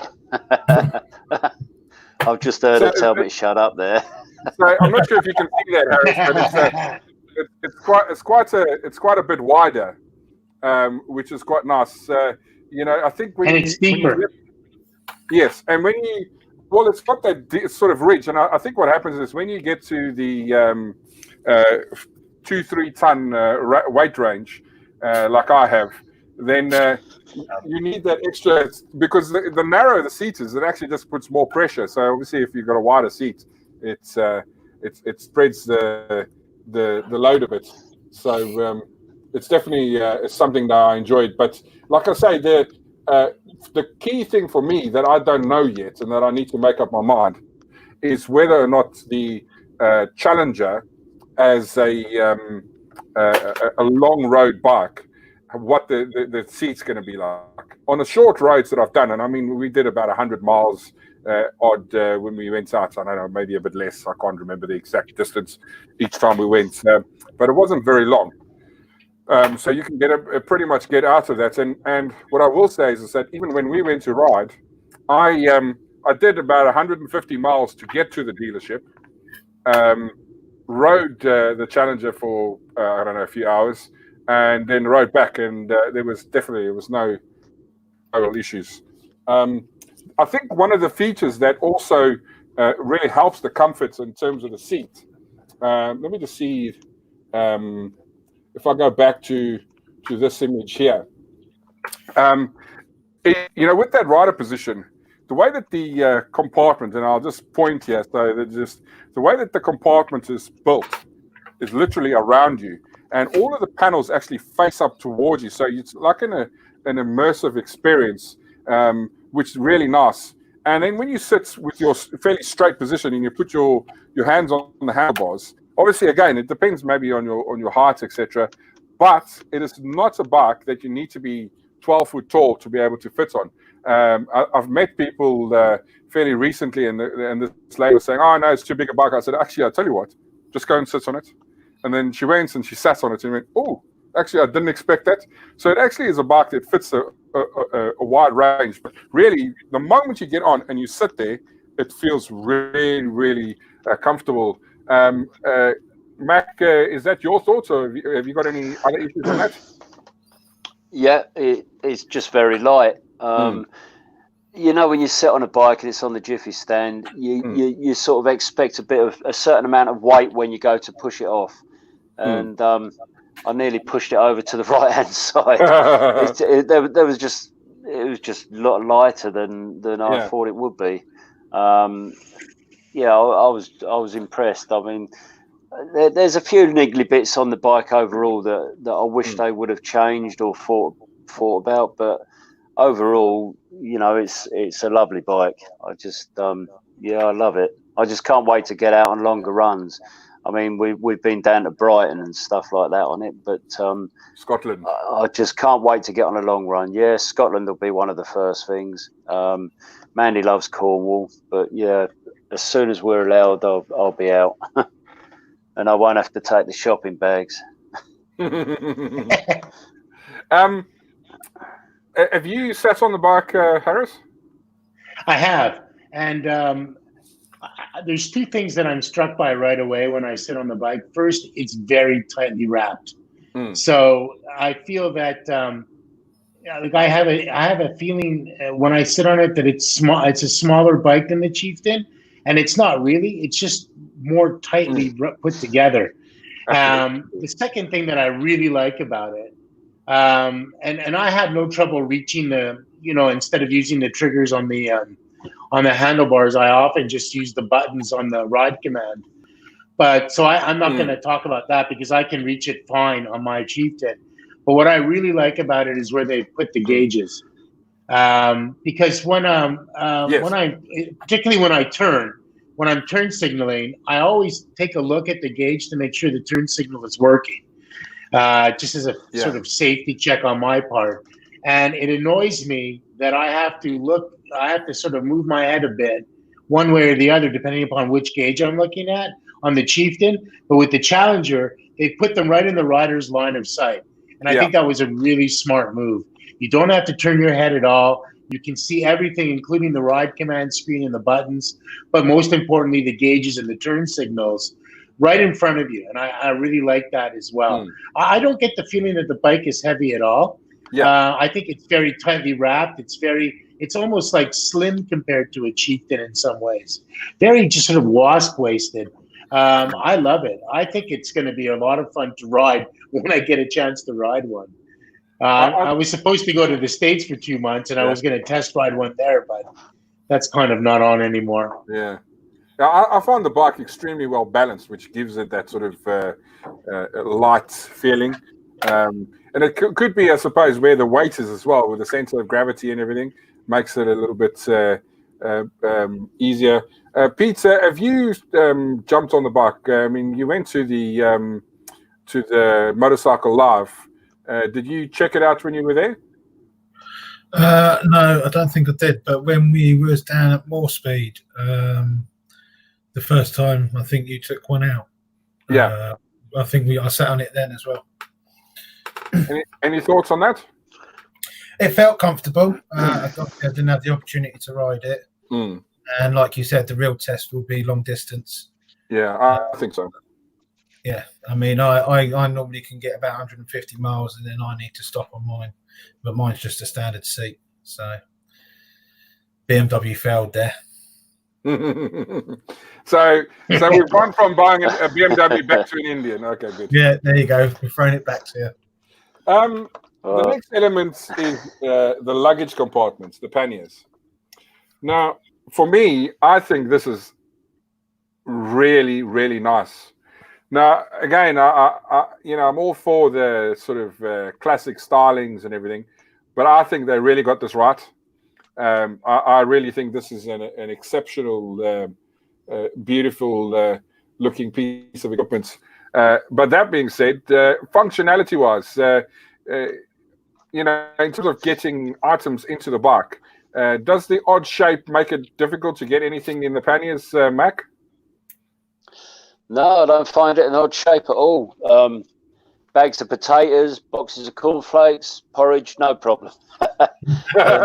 And they're pretty good on the waterproofing side apparently as well. Yeah. But what I do like about them is, whereas on my last bike, on the Street Glide, part of the pannier was taken up with the suspension, and on these, obviously, you just got a mono Fox shock rather than one each side. So you just got more room in the panniers, and yeah, they're fine.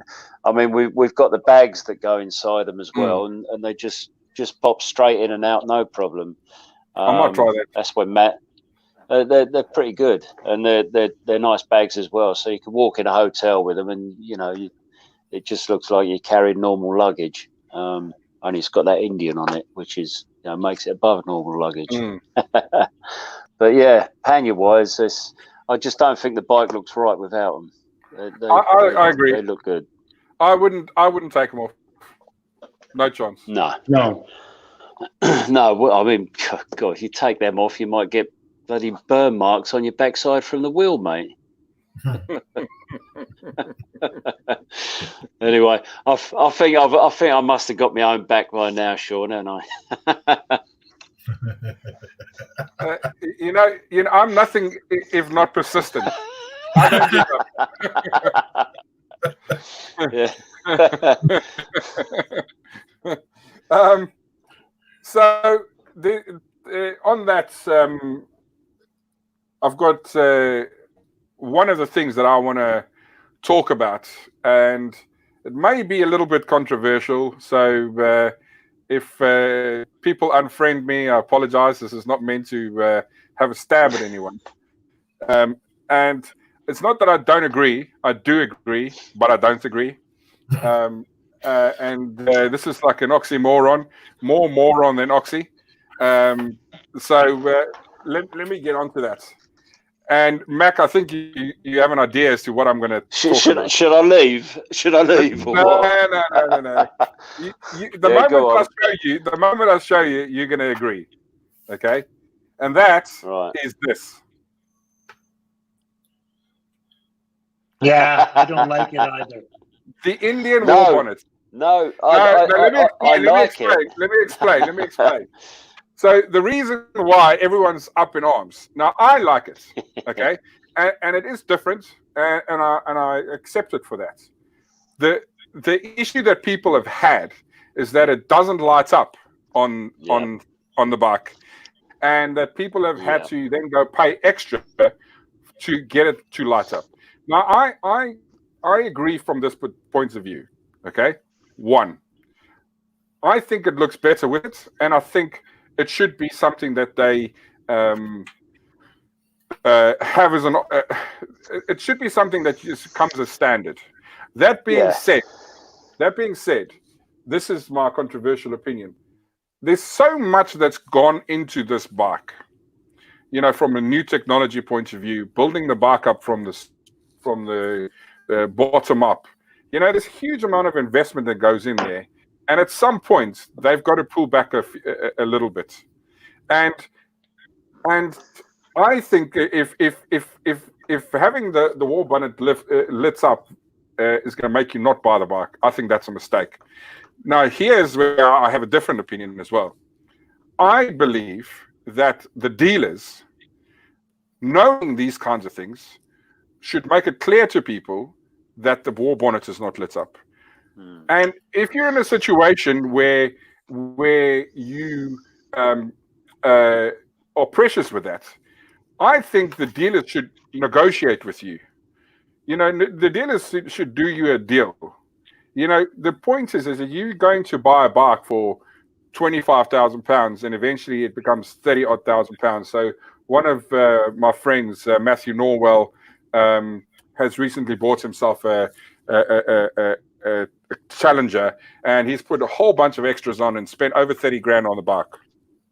And he then later found out, that the wall bonnet doesn't light up, and he was upset about that. But the point is that the dealer should have said that to him, and two, you know what? At some point, there needs to be a little bit of a goodwill gesture, where okay, fine, you know what? Let's fix it for you.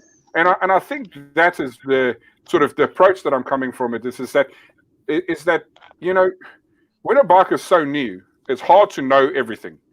There's very few people, even at this point in time, who've got any experience of riding it, let alone spending any kind of amount of time with it.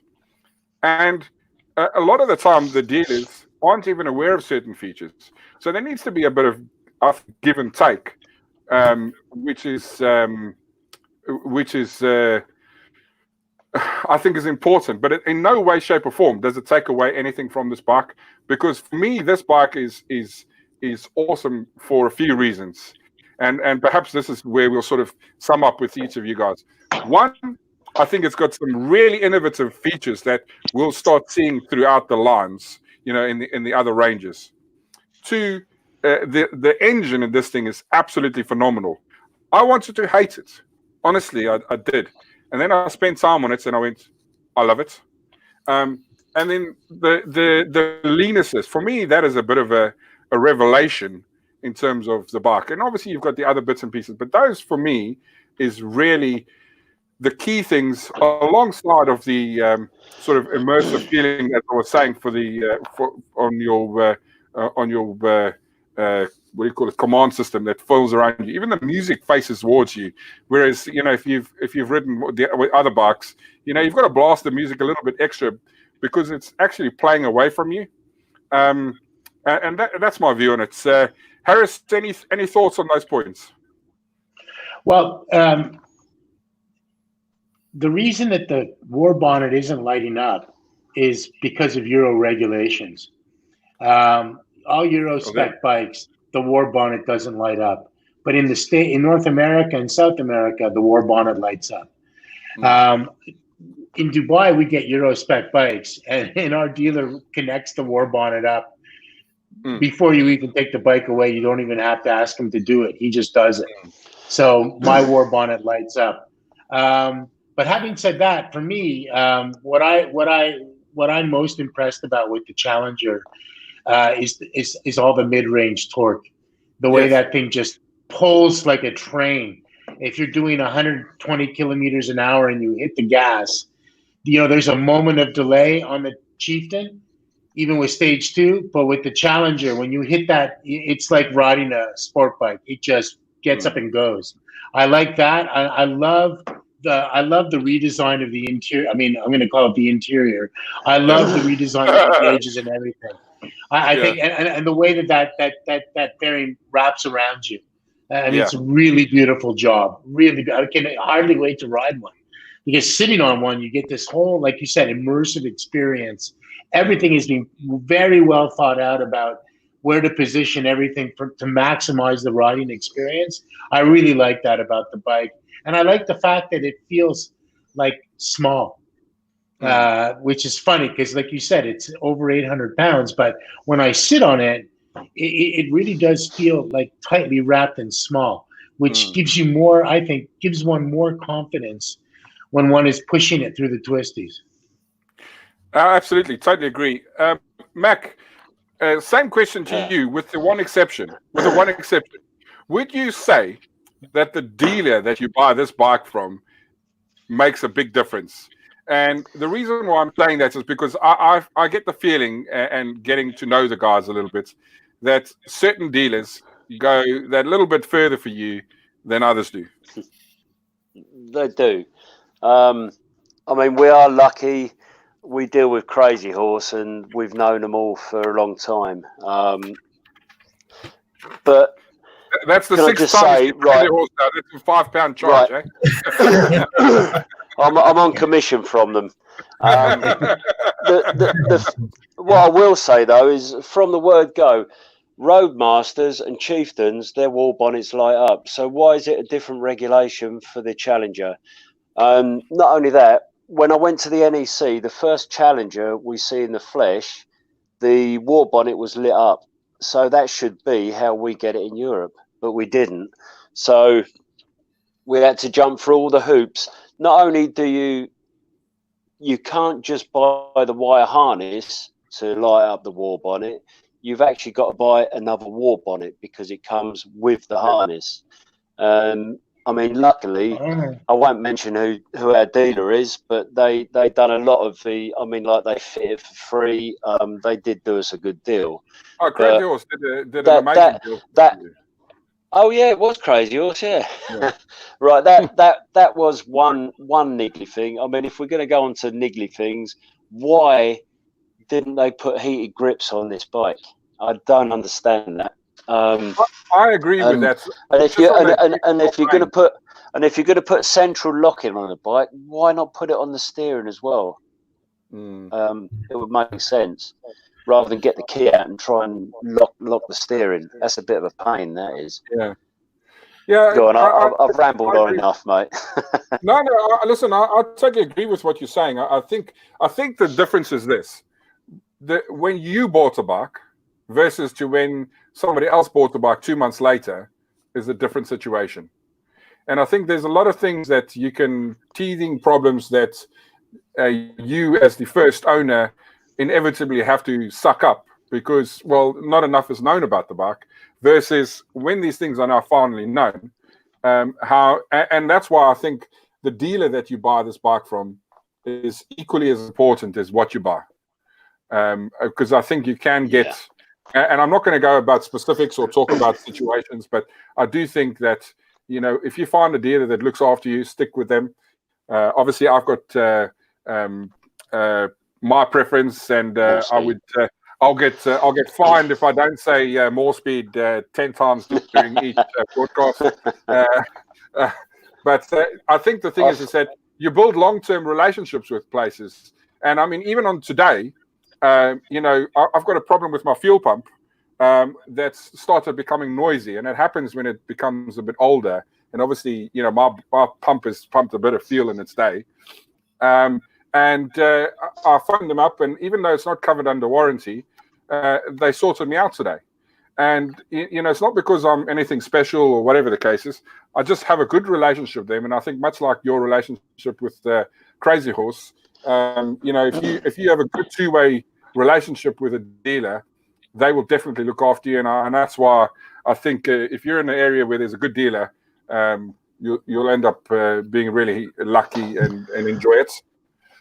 Yeah, I agree. I agree with you there, and I know Matthew, and I think it was me that first told him that the war bonnet didn't light up. I know the dealer that he got his bike from as well, and I'm sure if he chatted to him, because I chatted to him at the NEC, he would do a deal with him on that war bonnet and get it sorted for him, because he has spent a lot of money on his bike. I think the thing is that it's communication all around. Like I say, Matthew's a great guy, and obviously I don't want to talk about things that he's not here to talk about himself, but he's gone through a really tough time. And he has put he's put absolutely everything in towards buying a bike. And I think, you get small things like that, it can become a niggle. And again, I think that's not really the reason why I'm making the point. I'm just saying, as a general, this is something that it's been picked up quite a lot. And I would say, the reason why a good dealer is so important is, well, you don't just buy a bike from them, do you? You've got to get it serviced, and you've got to get it, and all of these other things. And if you're going to have a potentially a 5-year relationship with the dealer when you buy a bike, finance or whatever the case is, you want to find one that you're going to be happy with. And I think that is it's important to, when you go and look for these bikes, is to actually spend a bit of time. Don't just go to the one that's closest to you. I go to, like I say, is everyone else having problems with the sound? No, mate, your phone is just frozen. I think it's your internet, but just bear with us a minute. That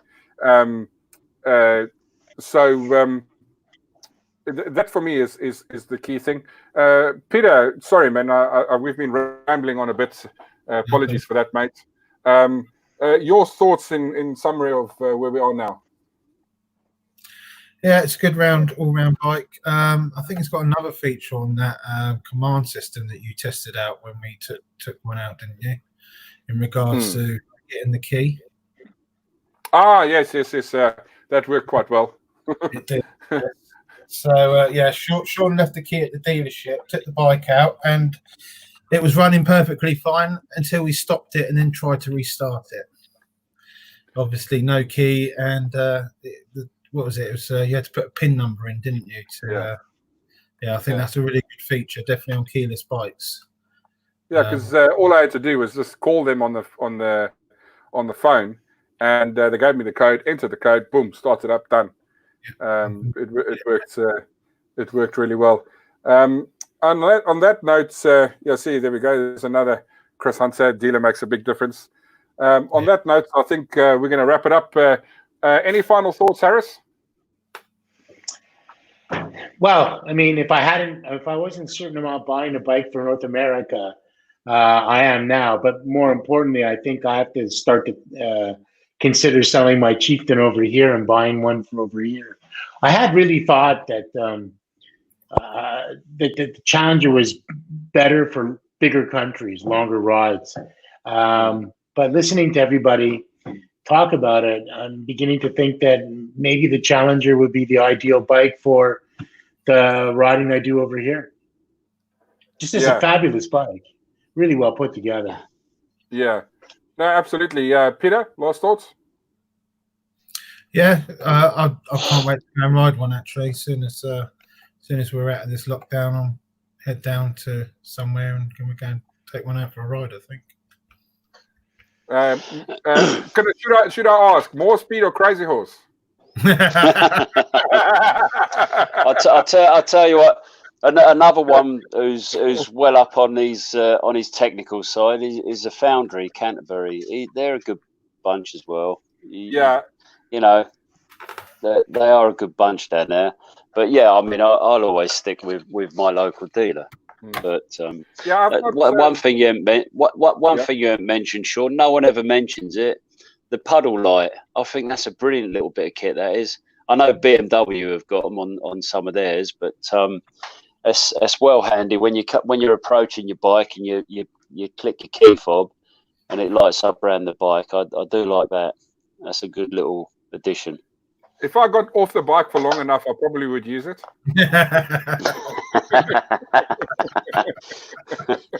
I think you sleep with yours, don't you? My wife is jealous. I don't know.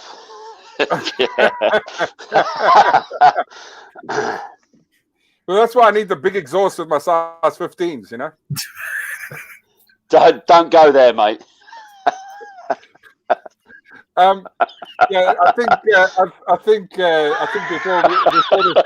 before this goes to the dogs, it's a family show. Yeah, like I say, before this goes to the dogs, I will say it's like a national convention. Yeah, the Foundry is somewhere that I've heard a lot of good things about. I've got a mate who helps out there every so often, David Scott. So, David, if you do listen to this, hello. But yeah, so I definitely think the Challenger is a bike for the future. Certainly a bike that's leading the way for a lot of the other bikes in the range. And I think that brings us to the end of tonight's show. To everyone who's stuck out to this marathon show, apologies it's taken a bit longer, but I really want to get a really in-depth look at the entire bike. I don't know if there's too many in-depth discussions out there, and if this is something that you're looking at, I think it will certainly give you a good rundown of the bike and give you a good feel. And on that note, thank you very much, guys. Until next time, make sure that you stay safe, and we'll see you next week, Friday. Cheerio. Yep. Cheers. See you, Sean. Cheers. See you, Thank Pete. you. See you, Bye. Harris. Yeah. All the best. Bye all. Stay safe.